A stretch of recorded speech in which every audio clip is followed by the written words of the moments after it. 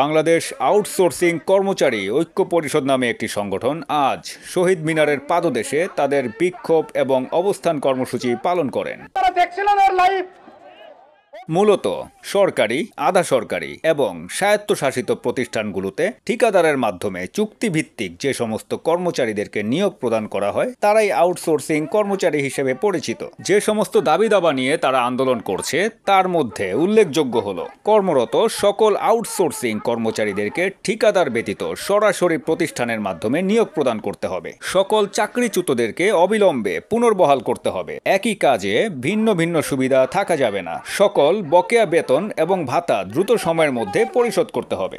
Outsourcing এর কর্মচারীরা যেন পে কমিশনের সুপারিশের আওতায় থাকে এ ব্যাপারে নিশ্চয়তা প্রদান করতে হবে। তাদের মতে তাদের এই যৌক্তিক দাবিগুলো দ্রুত সময়ের মধ্যে বাস্তবায়ন করতে হবে, অন্যথায় তারা কঠোর আন্দোলনের কর্মসূচি ঘোষণা দিবেন বলে বক্তারা উল্লেখ করেন। এত বৈষম্য যে পায়ের পাতা থেকে মাথার চুল পর্যন্ত সব ডুবে আছে বৈষম্যে।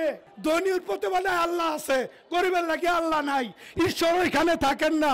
পদ্মা নদীর মাঝির ভাষায় বলতে হয় ঈশ্বর এখানে থাকেন না, ঈশ্বর থাকে ওই ভদ্রপল্লীতে। বেতন দিল মনে করেন কিছু দালাল রাস্তা ওরা টাকা নিয়ে নেয়, যে আমাদের টাকা আনতে হয়, অমুক জায়গা থেকে টাকা আনতে হয়, ওকে দিতে হয়, ওরে দিতে হয়।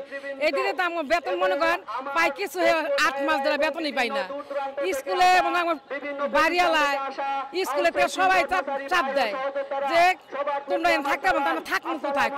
আমরা অনেকটাই হেনস্থ হই। দেখা গেছে যে আমাদের কথায় কথা চাকরি চলে যায়, বলে যে আগামীকাল থেকে আর এসো না। কিন্তু আমরা তো সরকারের চাকরি করি, সরকার আমাদেরকে বেতন দেয়। মাঝখান থেকে এই ঠিকাদার তারা আইসা আমাদেরকে তাদের মতো করে চালায়। প্রতি 2 বছর পর পর আমাদের ভাইবা নেওয়া হয়, কিন্তু স্থায়ী চাকরিতে আমরা 2 বছর পর পর ভাইবা দিতে হয়, প্লাস ঠিকাদারের টাকা দিতে হয়। এ দিয়ে আমাদের যে চাকরি, যা আমাদের ডেস্ক নির্ধারিত কর্তৃত্ব যে বেতন, সেই বেতন থেকেও আমাদের কর্তন করা হয়। প্রতিটা আন্দোলনে আমরা ব্যর্থ হচ্ছি, কিন্তু মন্ত্রণালয় বলেন, সচিবালয় যেখানেই বলেন, ওনারা আমাদেরকে কথা দেয়, সে কথা ওনারা রাখে না। যখন তখন কথা দেয়, একটু পরে ওই কথা চেঞ্জ হয়।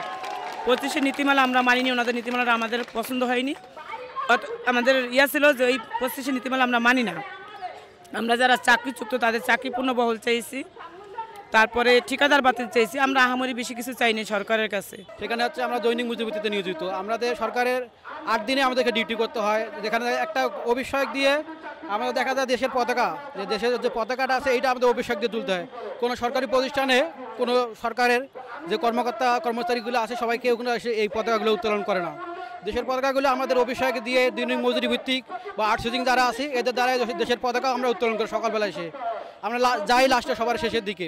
আমাদেরকে যে যৌক্তিক বেতন, আমাদের যে বেতনও দেওয়া হয় না ঠিক মতো। এম সাখাওয়াত হোসেন সুজন, দৈনিক আওয়ার বাংলাদেশ।